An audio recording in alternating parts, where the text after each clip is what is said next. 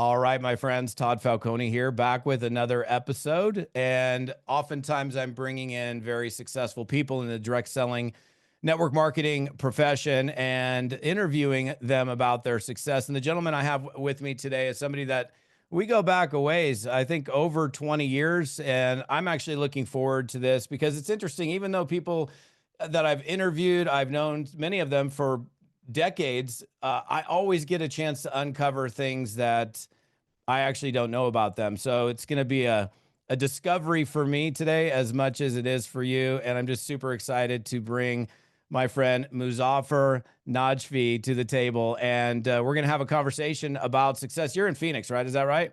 I am, man. I'm equally excited, and you're right, brother. It's been years. And anytime your name comes up, I wholeheartedly go, he's a good friend of mine. And because I can pick up the phone, you'll answer, you can pick up the phone, I'll answer. But you're also spot on to the fact that there's probably things about you that obviously I don't know. And that could be the case, even if we were the closest of friends and we spoke every day, we would still find out things. But we've got a high level of respect for each other. Things that you've done, I've seen from afar, cheered you on, and I'm so proud of everything you've done. But I'm excited to even find out more about you, man. So I'm excited for this chat and conversation, and let's have it. Yeah, dude. I mean, I'll never forget when we had lunch when I was living down in Scottsdale, had a chance to hang a bit. When did you get started in the network marketing space and how were you introduced to it? So it was 1995. Well, okay, actually, and I just had this conversation. I was introduced to the space and I didn't know. I didn't know I was being introduced to the space. And I didn't even know when I was done that it was network marketing. And it was, so I think everyone's been introduced to Amway one way or the other. And I'm a fan of what they've done and what they've created. I'm not a hater, but I was just telling somebody this the other day is so there's what I didn't know I was being introduced to the industry, and then when I really got introduced to the industry. So I was working in the mall, and I worked with a young lady that said, "Hey, do you want to go to lunch?" And I was like, "Wow, like she's beautiful." And so I thought I was going on a date, and we went to lunch, and then she said, "Listen." Come over to my house. I want to show you something. I was like, this is awesome. And and the minute we got there, this is no joke, and I can't even make this up. We get there, and she was really nice, really engaging, talking to me, eyes, and I'm going, this is going incredible. And we get to her house, and she pulls out a whiteboard, and she goes, "Okay, listen, this is me." And she draws a circle, and she draws underneath and goes, "This is you." And I'm going, I know how all this works, and but I didn't know what she was talking about. I'm like, why is she drawing out like how like men and women are supposed to get along? And not to get graphic because children might be watching this, but I want you to understand, I didn't know what she was talking about, and we didn't really get into the company name or anything of that sort. And she just and I'm looking at her, and we ended the date, which was technically a recruiting meeting for her. We ended it kind of abruptly because it was like, okay, we got to go. And I'm like, what just happened? So I never knew it was network marketing. I didn't know it was Amway. I went back to university. I had an opportunity to play college football. And I'll never forget this girl calling me, telling me she wanted me to meet some emeralds. And I'm like, what is she talking about? And then I had to tell my roommate that if this crazy girl calls, make sure that you tell her I'm not here, no matter what. So that was my introduction to the industry, which I didn't know.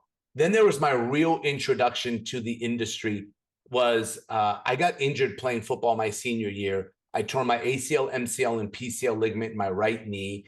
And it really wasn't during a game. I don't have like this glory story, man. I wish I did. Like Todd, I wish I could sit here today and go, it was in the middle of the game, and it was the fourth quarter, seconds left. I went up and somebody, like, I wish I could do that, but I can't. It was in the summer. it was like a camp style situation. Nobody touched me. I was running a route. I cut. My knee went straight down, and that was it.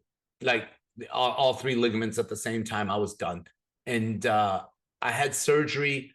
I'll never forget. It was November 1995, and my friend called me, and he said, "Hey, what are you doing?" And I said the magical word, nothing.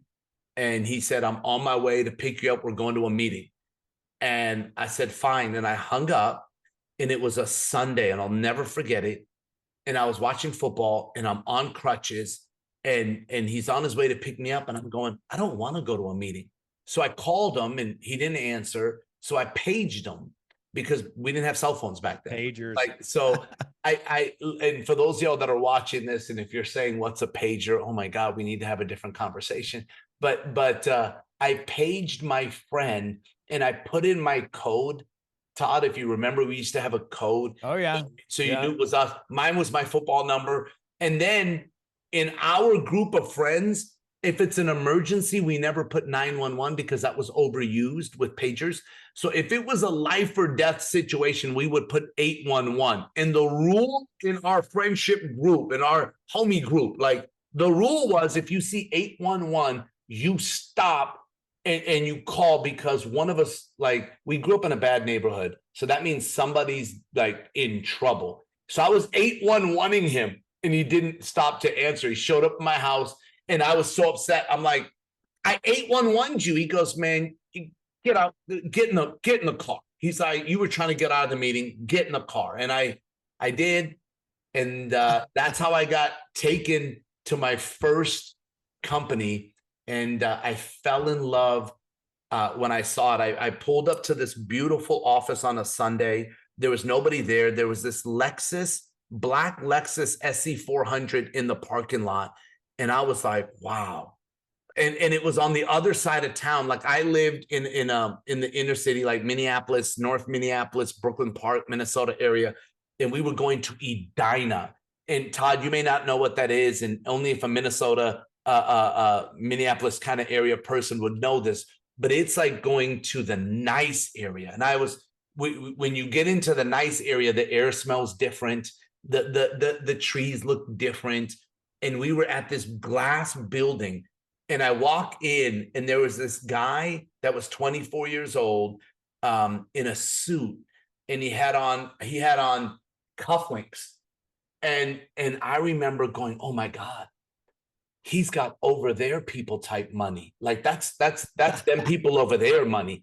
And I stared at his cufflink, his shirt, and he had on this tie, and he sat with his leg like crossed. And I never sat like that. I thought only rich people sat like with their leg crossed over, because I couldn't do it. And he was sitting there talking to me, and everything about him was success and wealth. And I just said I wanted to be him. And he was making $12,000 a month. And I didn't fully understand everything about the company. What I understood was that if I bring people, I can earn an income off of the work that they do. And I fell in love. And that was it for me. That's how I got introduced, buddy. That's the two stories, That's so funny. I mean, we were talking about parallels, right? I mean, I got recruited by a guy looking me up in the white pages.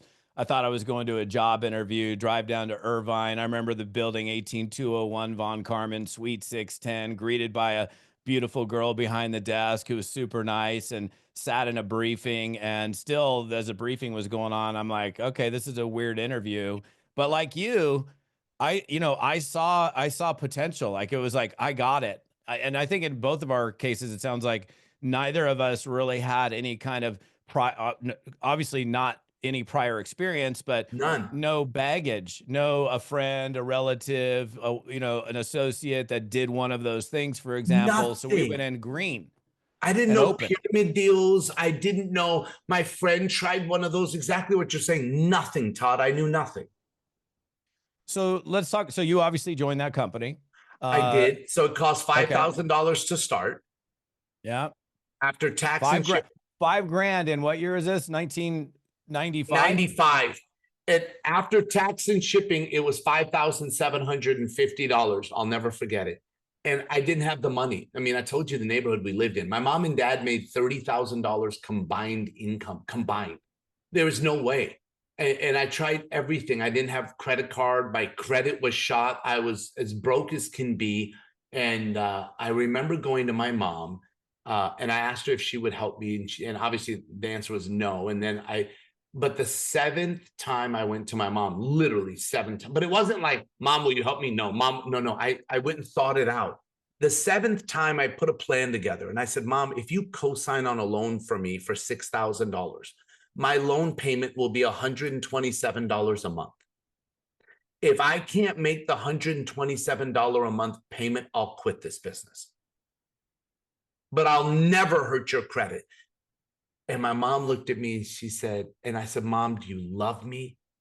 And she said, okay, I will help you, but don't tell your father. And I was like, okay, cool. She said, because he will kill you and me. And I was like, right. And so she co-signed on a loan for me, bro. And back then I took the cash and I gave it to my sponsor, $5,750. And we went to Western Union. I'll never forget this. And remember, I got a loan for $6,000 and I gave $5,750. I'm broke. Like the other $250 back in 1995 went a long way for me to eat and some gas and get to this office, which was 40 minutes away from my home. 45 minutes away from my home is where this office was. And we're sitting at Western Union, and the fee to wire the money was $12.83, 90 something, whatever, right? And I'll never forget, I looked at my sponsor and I said, so can you help me wire this in? He goes, yeah, Muzafer. He goes, the fee is $12.80, whatever, 90 cents. And I said, yes. And he goes, so take care of your business. And I said, are you serious, dude? Like I just got $6,000. I go, I'm broke. And he goes, well, Muzafer, are you working for me or are you building your own business? If you're working for me, I'll pay your fee. Or are you building your own business? I was so mad at him, Todd. I was like, fine. And I paid the $12 and whatever. And I was so mad. But it was one of the best things he ever did for me, was to make me realize that it was my business, not his business. And that I was building something for me, not for him. And he did a lot of things, and his name was Paul, that I'll be grateful for. Back then I was angry. Now I wanted to punch him in the mouth. And so now we wire the money, and Paul says, meet me at the office tomorrow at 7 a.m. and we're going to start, because they were running ads and he was going to go through a game plan and everything. So I show up 7 a.m. and nobody's there, and the office is locked and the lights are off. And I'm sitting in the hallway and I'm trying to, I don't have his home number. I only have his pager, and I'm paging him from the payphone, and he's not calling back. And I'm going, oh my God, what did I just do? And I'm sitting in, dude, I'm sitting in the hallway with my head between my knees. I can picture this like it was yesterday. And I'm sitting there like the gut wrench, the heartbreak, like this feeling of I just got taken for, and it might as well have been millions of dollars to me, you know what I mean? Because that's what it felt like. And 5 minutes later, he shows up with coffee and donuts and it's like, what are you doing on the floor, man? Like, get up, let's go inside. And I was like, don't, and literally I jumped up and I was like, don't ever do that again. And he goes, what are you talking about? I mean, you said seven, like I just spent $5,000, 5,750. So that was my first day in network marketing. To me, like after I spent the money and, you know. So crazy, dude. Like, okay, you start off your career with fear, anger. I got taken. I'm pissed off because you're making me pay the $12.83. But I mean, what a great lesson as well, right? And then the other thing is like, I mean, almost $6,000 in 1995. And I don't really, I mean, there's still companies where you could probably pay 5 Gs to get in, but that's an anomaly these days. And so, you know, it's like, how bad do you want it? You know, I did something similar. I started out with, I limited my credit card out with $500, and then I did a convenience charge for $500 at 28.99% interest to start off with $1,000 in product when I started. So this company, so you begin your journey. Do you knock it out of the park right away? Tell me a little bit about the experience and getting going and your Man, pathway to actually figuring the game out. bro, I made $1,000 my first year full time. My first year. Wow. And when I mean full time, I mean 7 a.m. till midnight every day. And I earned $1,000 my first year full time. I made $12,000 my second year full time. Everybody told me to quit. My parents told me to quit. Like everybody, like I had to buy, I had to rent a desk in this office, which I didn't have the money to do. And the desk rent was $500. Yeah. I remember because at the beginning I was at Paul's desk. And then after a couple of weeks, Paul was like, okay, a desk opened up. You got to get your own desk. And I'm like, well, what do you mean? He goes, well, Muzafer, are you working for me or are you running your own business? I'm like, man, this dude, man, I swear to you. And Great line. and it was $500. So I got my desk, right? So I paid the $500. I don't even know where I came up with this money, right? So I paid the $500 and we were selling water filters. And so I was horrible, Todd. Like I was horrible. I remember going to my cousin's house and I was taught, and I didn't really pay attention like probably I should have, but they told me all you have to do is go get somebody's water, take this OTO, which was orthotolidine, and you put it in the water and the water turns yellow. And then you hook up the water filter. It's really simple, Muzafer. You take the two hoses, put it in the back of the water filter. You take this part, undo the knob on the faucet, put this on, turn on the water. It goes through the water filter. Take a glass of that, put the OTO in. It's clear. They will buy. Oh my God. How simple is that? I went to my friend's house, my cousin's house. I did everything. I hooked up the thing and his whole kitchen was white. So I just want you to picture this. His kitchen was white. And I hook up the water filter and I go upstairs and I hook up a shower filter to his shower upstairs. And I come back down and before we hooked up the water filter, I took a glass of water, I put the OTO in and I said, watch how bad your water is. Just watch. And it didn't turn yellow. And I'm like, I'm going, what? I go, wait a minute. And I put more orthotolidine in there. And he's like, hey, man, maybe I got good water. I go, no, everybody has bad water. Everybody does. Like, and so I call my sponsor at his desk and thank God he answered. And I said, hey, his water didn't turn yellow. He goes, what city is he in? I go, he's in this city. He goes, yeah, they have other chemicals where their water doesn't turn yellow. And I'm going, why didn't you tell me this? Right. And so I hang up, Todd, and I said, yeah, I called the executive. He said, this city, your water's so bad, it won't even turn yellow. That's how bad your water is. Right. So that's what I told them. So then I put the filter on, I turn on the water, and nothing's coming out of the sink. This is what I hear. Shh. Now maybe I didn't pay attention, but the water filter was filling up. No one taught me that I had to flush the unit out. No one taught me that. You know what else somebody didn't teach me was that when you put the hose on the back of the water filter, there's a clip to lock in the hose. No one taught me that.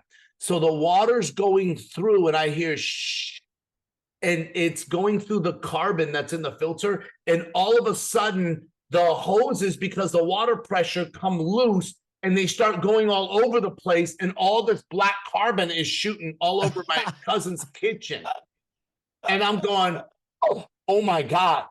And this was my first sale. And I'm going, oh my goodness. And he's going, what happened? I said, man, I don't know, like your water broke my system. Like this is and his mom came home, my auntie, and she's like, what are you guys doing? I'm like, I'm sorry. I'm going to clean it up. She goes, listen, I'm going upstairs to take a shower. You guys just fix this stuff by the time I get back. Oh, you already got it, right?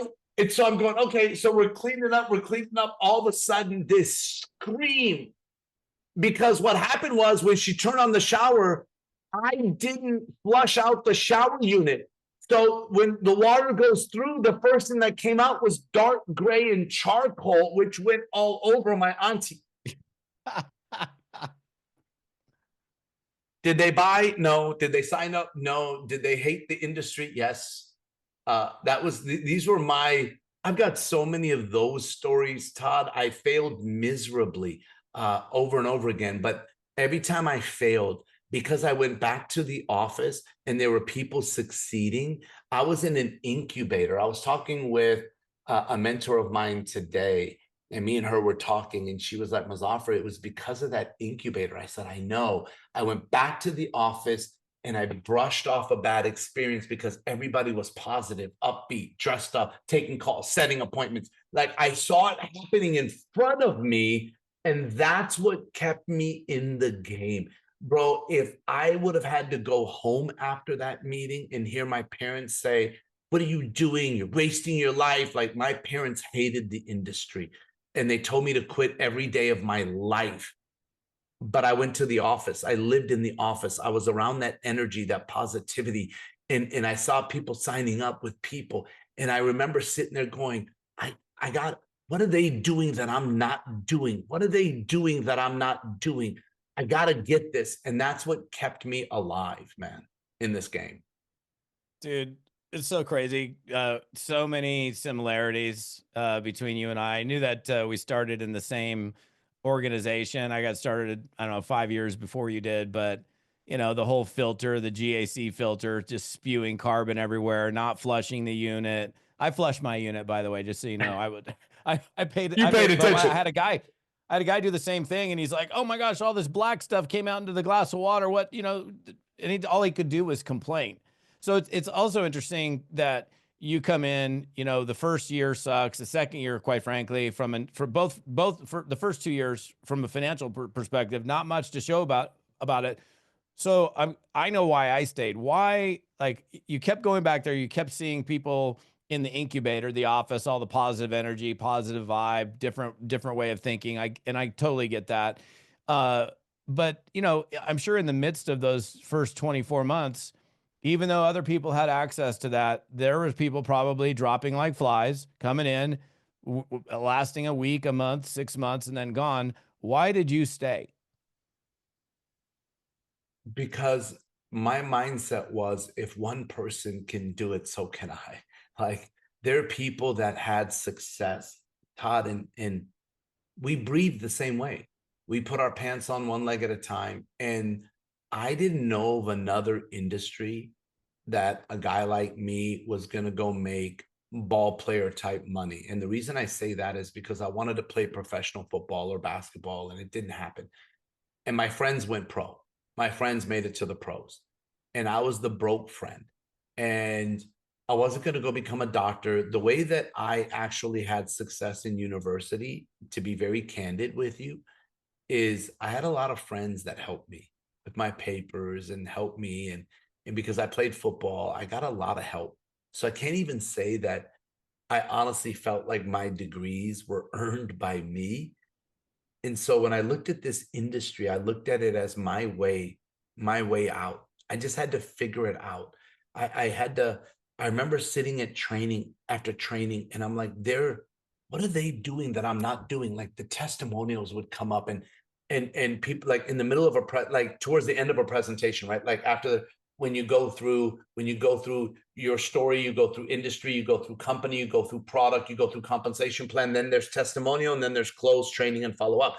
Those are the 7 steps to doing a presentation. So when I was sitting there, I would always listen to testimonials, and at first I wasn't going to seminars, like I wasn't going to get trained, and these girls would walk up and go, hi, my name is Julie, I've been in for like 3 weeks, and I made $7,000. And I would get so mad, and I'd go, and she goes, all I did was I went to training, and I took other people to training, and I would sit there and go, but what did you do? And I'd go ask her afterwards, like, what did you do? And she was like, Muzafer, we went to training and we took other people to training. And I'm telling you, Todd, it would burn me up. And then I finally went to training. And I realized, but that didn't mean success came right away because I was so hard-headed. What ended up happening is I'll never forget being at a training in, I think it was Chicago. And this was a pivotal point for me. And I've been broke. And all the trainings, I mean, we drove the trainings because we didn't have money for flights. We stayed, like my first major event, there were 12 of us in one hotel room, 12 dudes. Like imagine that one. The Oof. room smelled like you wouldn't even believe. But at trainings, I would stay with 6, 8 people. It was normal. I'd eat peanut butter sandwiches for the weekend at trainings because I was broke.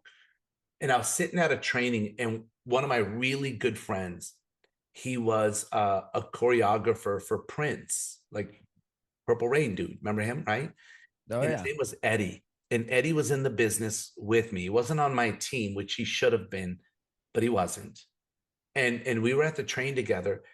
And at lunch, when people came back from lunch, music was playing, and the song "The Macarena" came on. The Macarena, right? Remember that Oh song? yeah. Okay. Oh, I got a So Macarena story I won't tell you here today, but yeah.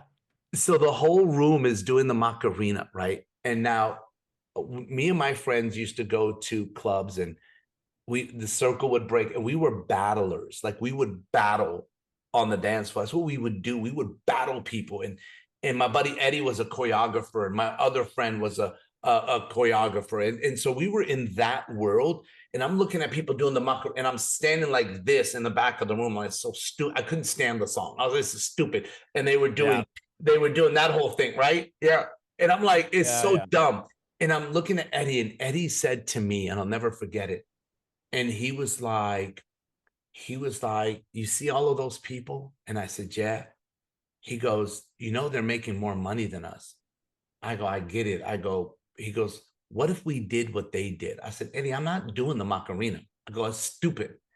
And he goes, Muzafer, he goes, I'm not saying that. He goes, but just think, all of them are making more money than you and me. And I said, yeah.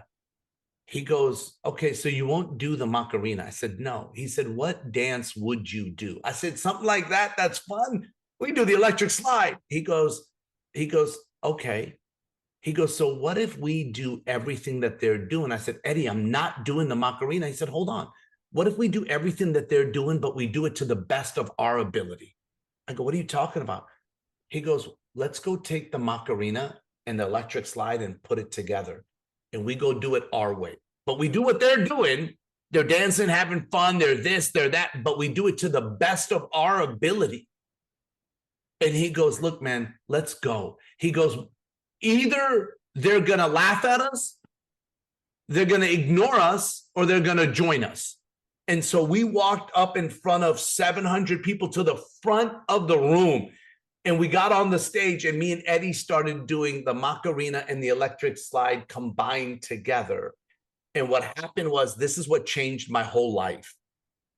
I saw the whole room copy us.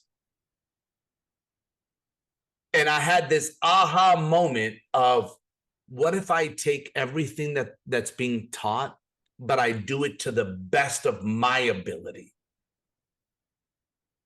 And that's when things started to shift.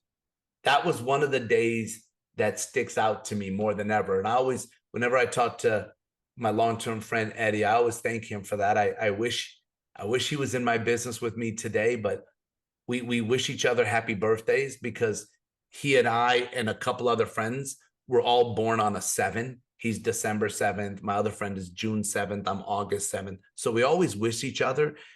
And every once in a while I go, man, thanks again for that advice a long time ago. And then I started communicating differently. I started realizing that I'm going to do it with my ability, my flavor, my personality, what they're teaching. And next thing you know, I met a young lady through my buddy. It was his girlfriend at the time, and someone you and I know. And she's her and her husband are incredible in the industry, but her first 5 years were with me, and I got a chance to introduce her. And she helped change my business, and we worked together. And her name was Sarah, and we worked together. And incredible young lady. and I'm excited for their new journey and their path and in the business that they're doing.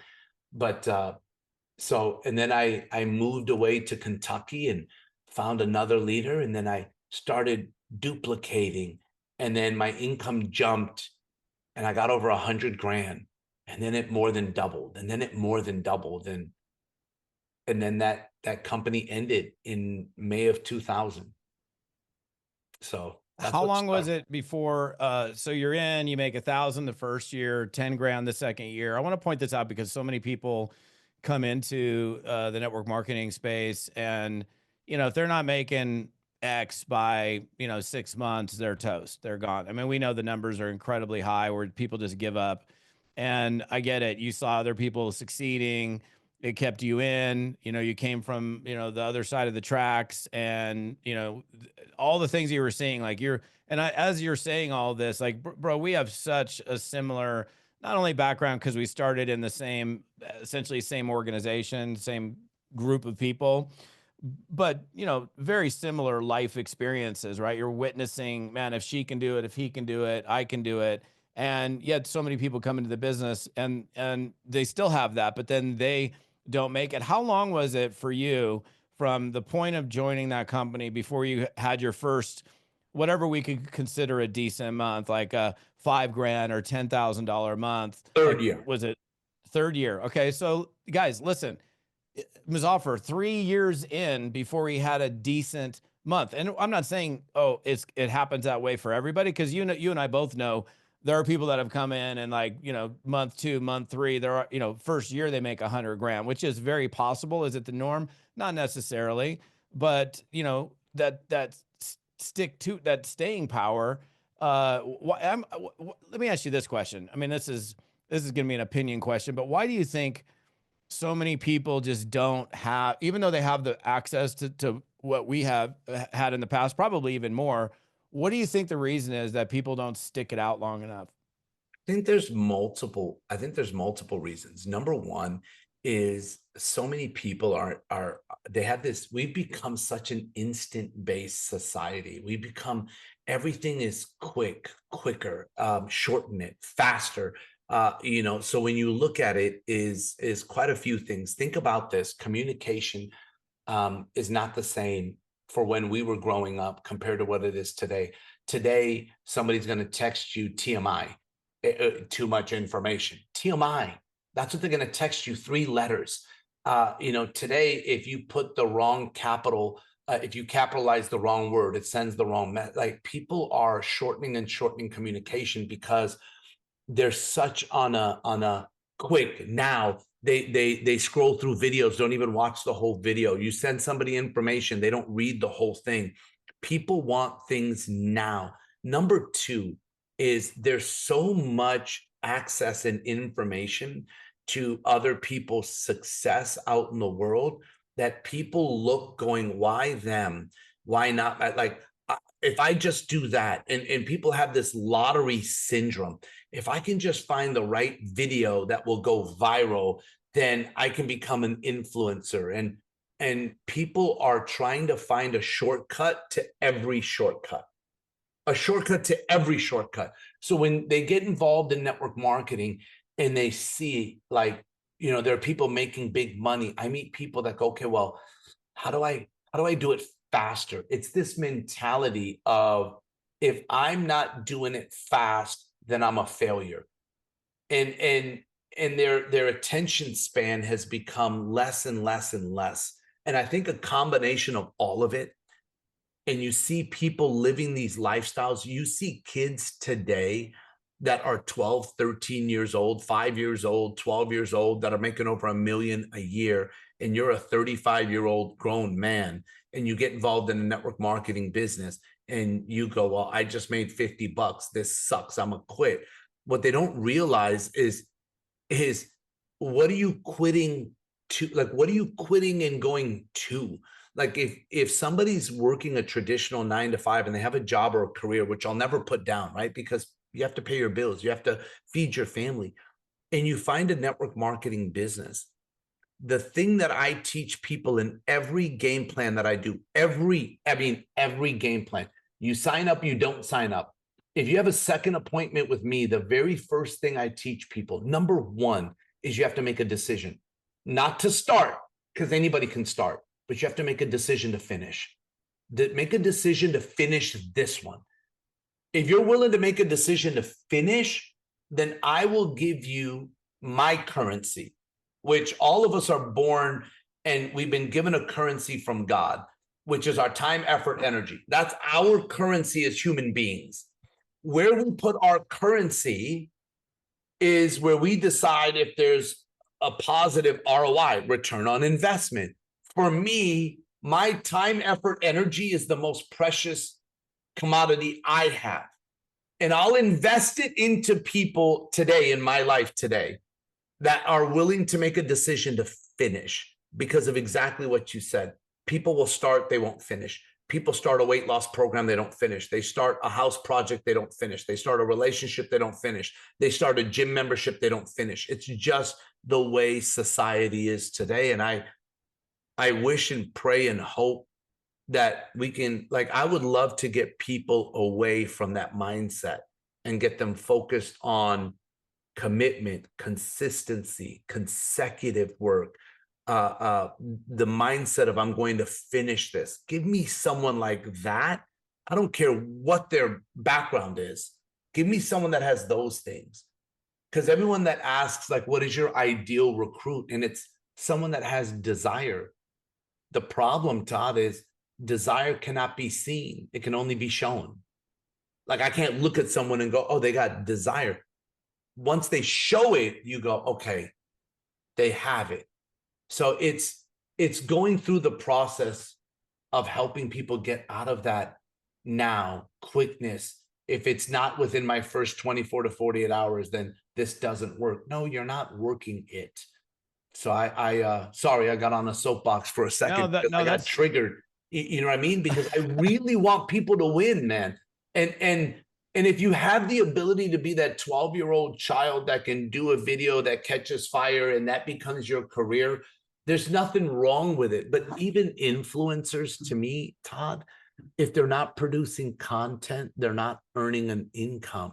They may earn some from their residual views, but I believe every single person should have a network marketing business as a second stream of income that's residual. They should have a spare tire.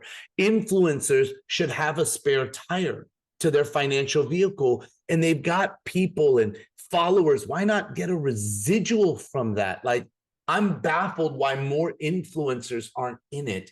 And I'm hoping that when a lot of them drop the ego and they realize the power of this industry and what their network can really do in a network, I think that there's going to be a shift in this industry that will spike like there's no tomorrow.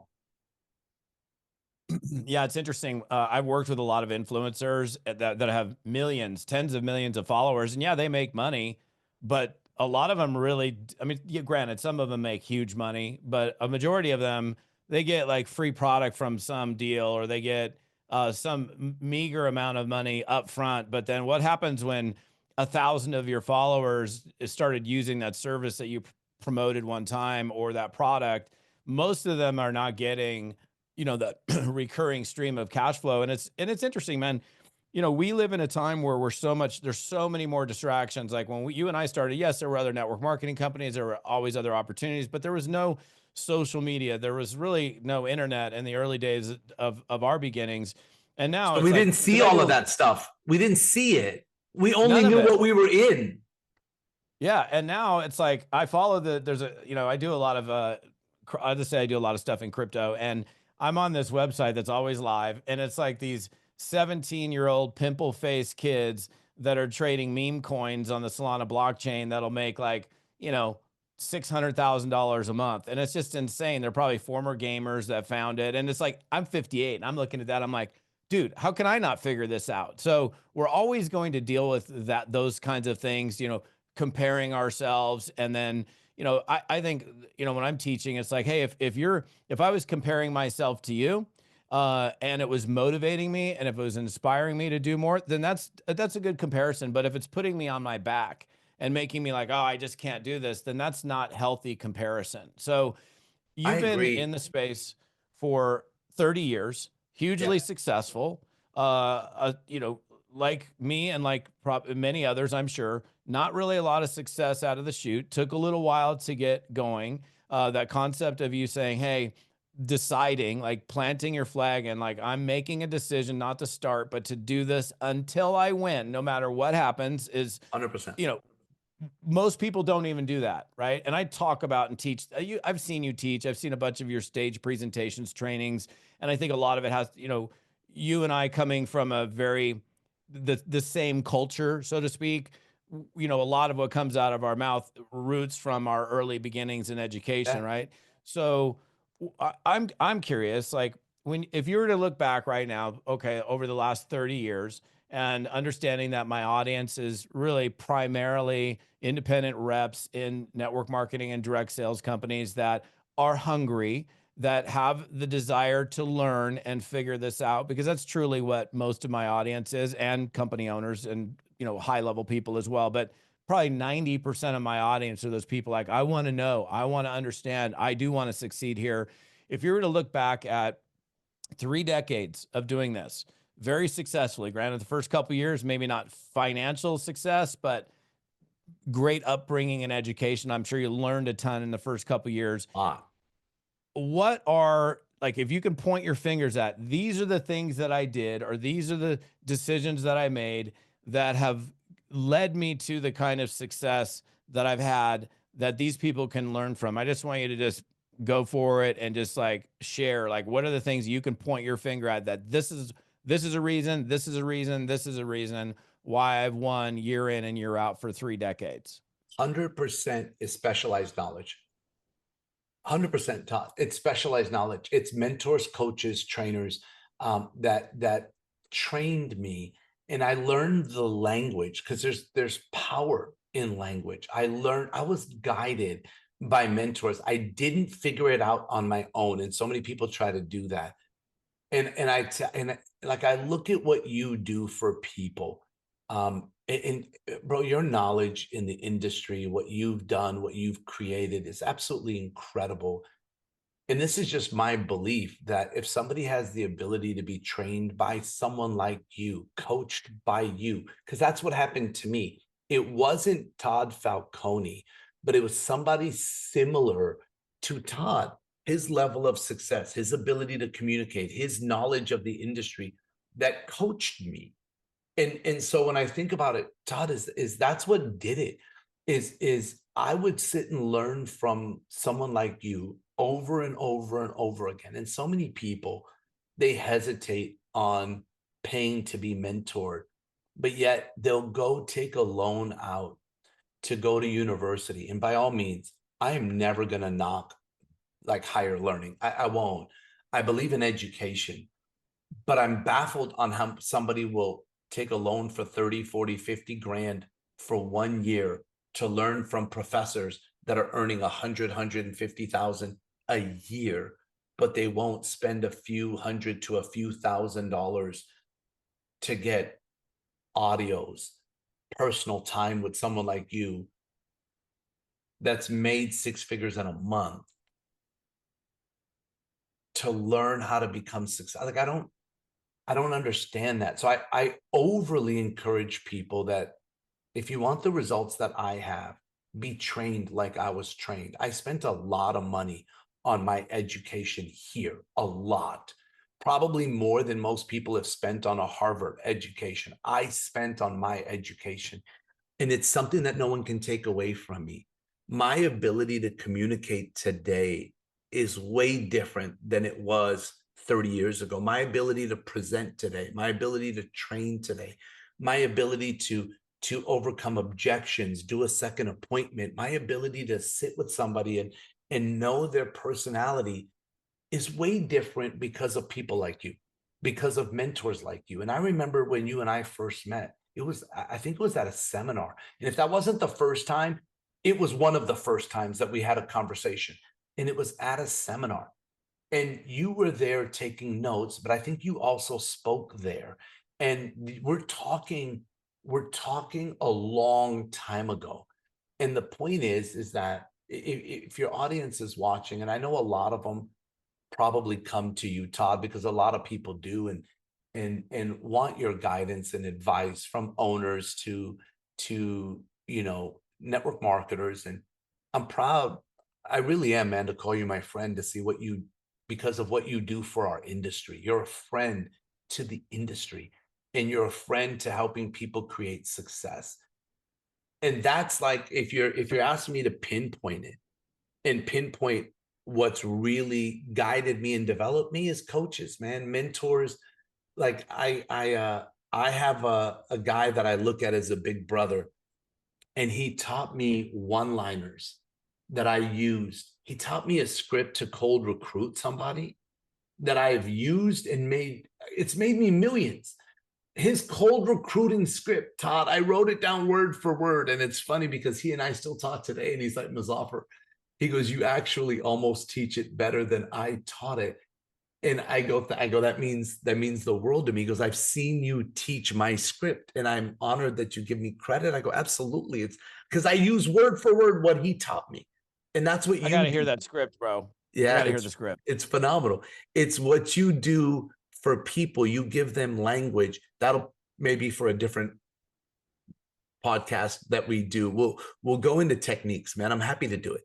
And I'm telling you, that script that we give to any network marketer, but it's not just the script, it's what you do before and what you do after. So we'll do it. We'll do whenever you want. I'll come back and we can do it for your viewers. And I believe in abundance, by the way. I believe there's enough to go around. I'm not one of those guys that hoards information. If I can give it and it can help someone and guide someone.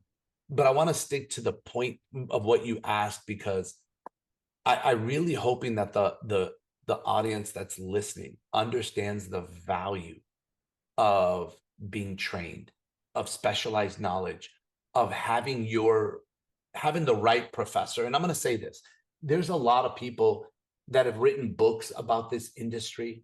And Todd, do you remember that seminar that we were at? I'm going to tell you what happened, because this might refresh your Yeah, I mind. remember it. You It was in remember it? Dallas. In Yeah, Dallas. absolutely. So Yeah. do you remember this part? Because you came up to me right after I did this. There was a guy selling his book, right? And I was already making money by this time in the industry. I was doing well, right? And this guy said to me, hey, you need my book, as I was walking by. And I think I was coming to get you guys or come see you guys, but I was walking by this guy. And he said, you need my book. And I said, hey, listen, I said, I just want to say congrats. That's what I said to him. Congratulations on what you've written. And I'm excited for your success. And I'm walking, I said, but thank you. And I'm politely walking away. He goes, hey, you need this.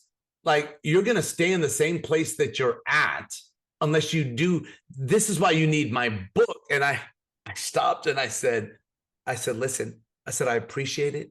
I said, but I'm good. Oh, really? You're good? That's why you're here?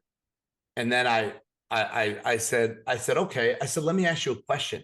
I said, outside of writing a book, show me a business that you've succeeded at. Can you point to one of your victories? Don't worry, I'll wait. This is what I've done. And I went and a crowd came around. I don't know if you remember this. And I was like, this is what I've done. This is what I'm making outside of your book, because what I was taught, those that can do, those that can't teach, and those that can't teach, write about it. So which one are you? Point one of your victories to me and I'll buy your book. And he got dead silent. Now, I'm not here to knock authors or book writers. What I love about you is you can point to victories. You can point to successes. That's why I tell people and I caution people that when you're going to find a mentor, a coach, or you're going to go search for information, do a little search before the search. Find people. If you have access to a Todd that you already know has created success inside and outside of this industry, I wouldn't even second guess it and go looking elsewhere. Like, you've got content, information that you've proven. You used to do live dials from what I remember about you. Yeah. You know how many people would never do that, put themselves at risk and expose themselves to to people saying no or negativity or making mistakes, dude, you had no fear, man. And so for me, it's not just getting specialized knowledge and information, it's who you're getting it from, and make sure that they have victories that they can point to, so you're getting the right person. Don't get a personal trainer that's going to help you get in shape that's overweight themselves, but they have a trainer shirt on going, I'm here to train you. It's like, dude, if you're that good, why don't you have a six pack? That's my mentality. So again, I probably went on a soapbox, man, but No, that's good, man. I I mean, it's just, I'm a fan of specialized knowledge, man, coaching and training and mentoring.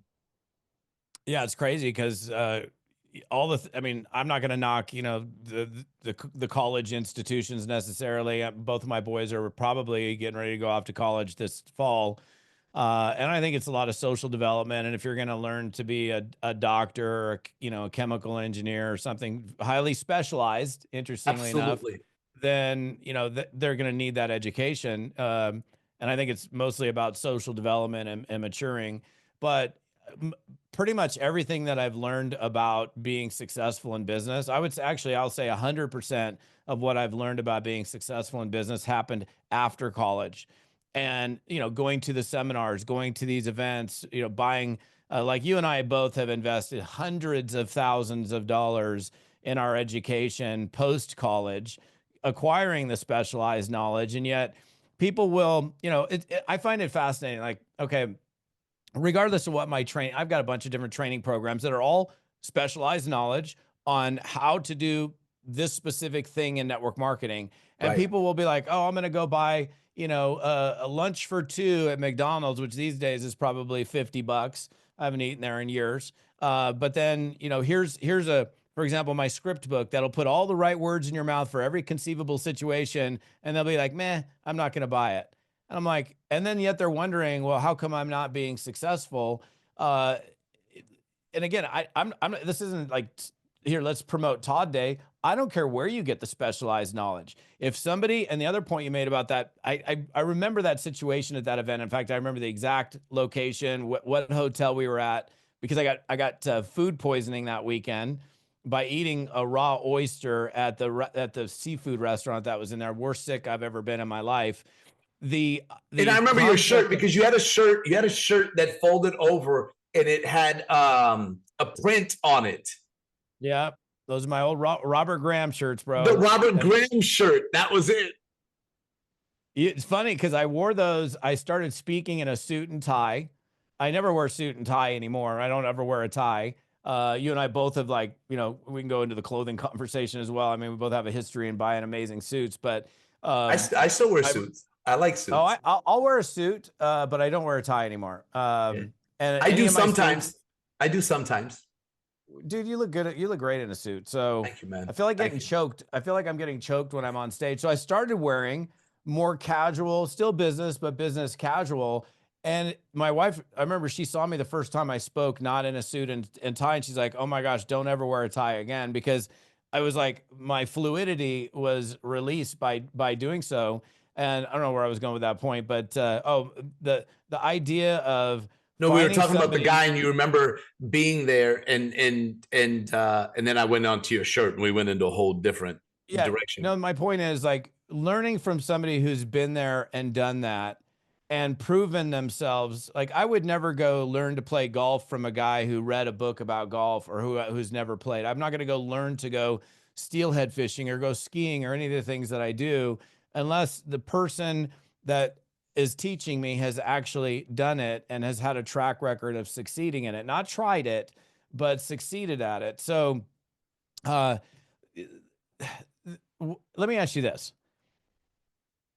There's no question, and given what's happened, I'll say very recently in network marketing, and has always happened, where companies go out of business and you're expecting your check to come in, but then it doesn't come in. Or they, recently in the last several years, people have not necessarily gone out of business, but they've like moved to an affiliate model, single tier, maybe two tier or something. Sure. And even if those situations didn't happen, something weird happened. We always know things are going to happen. So I want to ask you, because I'm sure you've had this happen. like if you have a major setback, a major obstacle, like the company does go out or something big happens, what is your philosophy or what do you do when it comes to like snapping back and being able to recover from a really big situation that's likely to occur in somebody's network marketing career? Sure. It's happened. It's happened to me. And it's happened to me multiple times, not just once. It's happened to me multiple times. The difference, and so I'll tell you some of the differences between where I am today versus probably other people, and then I'll give some advice on it. Number one is I have a very big delete button, a very big one. And I can delete things quickly. And I'm talking like it's a huge delete button in my head that it easily, I can sneeze and I can delete something. So many people's delete button is so small and out of reach that they hold on to things. And a lot of people don't even have a delete button. They have a space bar. And what they do is the stuff that they have, they space bar, space bar, space bar, and try to create space from it, but it's still there and it's weighing them down. And when anything kind of happens moving forward, this is still there. They're like, oh, this sentence seems similar to that sentence in my life. It's still there because they never deleted it. One of the things that I got very good at, Todd, is divorcing myself from the past. My delete button, I fell in, I don't, to me, delete. Like, I don't, if something happens, it's the old saying of you can't cry over spilt milk. And all of these one-liners that we learned as a kid is so real. The thing is that people don't know how to put it in their today life. If something happens company-wise, number one, I never go in going, I don't have the negative attitude of someday it's going to happen or if it's inevitable. Absolutely not. If I have the ability to build something, I'm going to go in and make sure I want to be an Amway. I want to be a legacy company. I applaud the Amways, the Herbalife, these companies that have been around for decades. And I believe I'm in one right now that I'm creating for me. I have that belief without a shadow of a doubt. I cannot move forward in life when I have a little bit of doubt. I tell people that if you have an ounce of doubt, you have doubt. You cannot be dry and wet at the same time. If you have one drop of water, you're wet. You're wet. If you want to be dry, it's hard to be dry because you got to be 100% dry. It's like the hardest thing is to be dry, which is faith. It's hard to have faith and belief. That's where I'm going to spend my time, effort, energy, is to make sure that I've got full faith. I delete doubt because doubt grows, doubt kills, doubt slows things down, doubt hurts, doubt creates other doubt. So for me, when I'm in a company, I have 100% faith on moving forward. And I don't worry about if this happens, that. Now, life happens. When something happens, what I've gotten really good at is finding a solution and not giving energy to the problem. Whatever you give energy to expands. It's a fact. This is not something I'm making up. Like, you can go look at the science behind this. Whatever you give energy to expands. An example is a balloon. If I take a balloon and I blow into it, it will expand. So whatever you breathe life into, whatever you breathe energy into, it expands. So if you have a visual that whatever you give energy to expands, if something happens like what's happened recently to friends of ours in another company, there are people that are in that company that are focused on what happened and let's talk about it and why did it happen and all of this stuff. Nothing that we will ever talk about is going to change the fact that happened. Zero, nothing. It's almost like in the NBA when a foul is committed and you see the player go complain and complain. 99.9% of the time, it ain't gonna be overturned unless they do the challenge, which they only have 2 of them. In network marketing, you don't have a challenge flag. Once it happens, it's done. It's done. So you have two choices: breathe energy into the problem or into the solution. What I've gotten good at is deleting the problem, deleting it, and then breathing energy into a solution.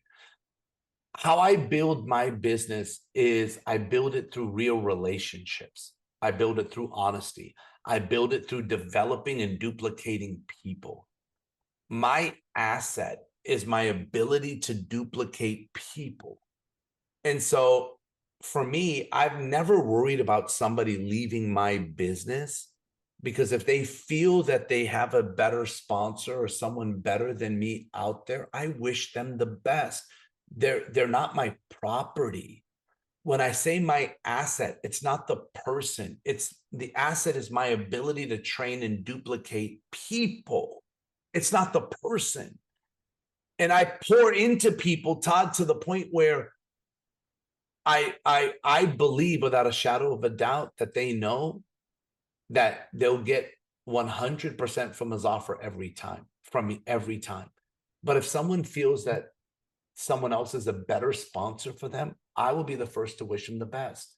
So the people that stay with me, if there's ever a challenge, I'm very fortunate that my level of trust and confidence and belief that people have in me and my ability to help them succeed is really high.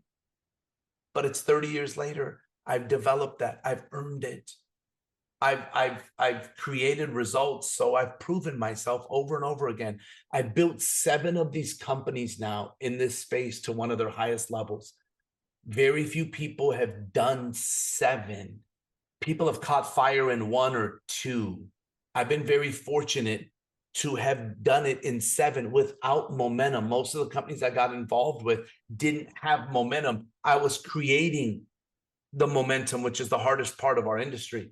And all I can tell you, man, is if I could help give advice, is increase the size of your delete button and start deleting things.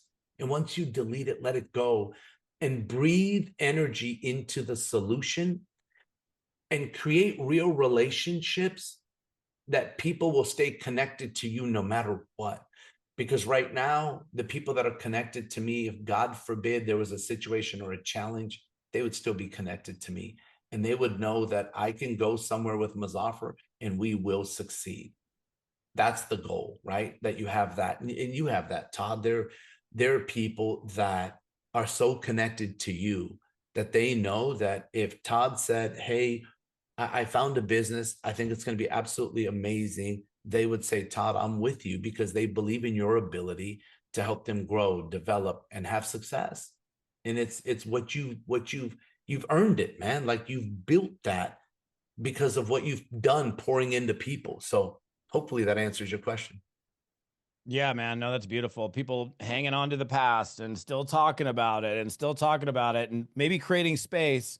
But the way you said it, pressing the delete, removing it, and whatever you breathe into is going to grow. So, brother, man, I appreciate you so much for spending time with me and my audience today. And yes, by the way, I will be buzzing you back because I want to hear that cold market script, and I'm sure some of the folks here definitely want to hear it as well. I think in fact, let's put that on the calendar and then do more of a strategy discussion the next time that you come back, and we'll share with the audience. So Happy to. I appreciate you, man. I really do. Thanks, brother. All right, guys, that's a wrap on our conversation today with Muzafer. And yes, keep on plugging in. We got good stuff coming your way, and I'll see you on the next episode.